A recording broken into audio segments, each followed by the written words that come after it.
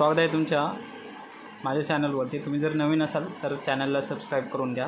तर डी-डीमध्ये issue date कोणती असते आणि डी-डी नंबर कोणता असतं हे आपण या व्हिडिओमध्ये बघणार आहोत। तर व्हिडिओच्या लास्टपर्यंत राहा।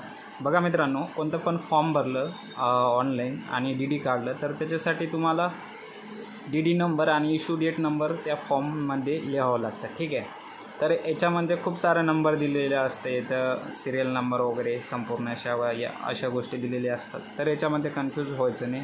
तर इश्यू डेट कोणती आहे, इथं जे वरती राईट साईडला जे आहे ते इश्यू डेट आहे, ठीक आहे। आणि आता जी डी-डी नंबर असतो, डी-डी नंबर हा मित्रांनो इथे जो खाली दिलेला आहे 221046 हा जो एक नंबरचा आहे, इथपर्यंत हा डी-डी नंबर असतो। एवढं लक्षात ठेवायचं आहे। जर तुम्ही एअरलाईनचं भरलं असेल फॉर्म तर डेट इश्यू ही टाकायची आणि डी-डी नंबर हा टाकायचं।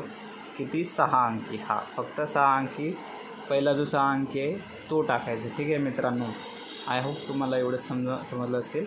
आणि याच्यानंतर डिटेल्समध्ये फॉर्म कसं भरायचं आहे आपलं एअरपोर्टचं, ठीक आहे। आणि ऑनलाईन तुम्ही फॉर्म कसं काढू शकता, संपूर्ण डॉक्युमेंट काय काय अटॅच करायचं आहे, इंटरव्ह्यूवरती कसलं इंटरव्ह्यू होणार आहे, काय होणार आहे प्रोसेस, संपूर्ण डिटेलवरती व्हिडिओ येणार आहे।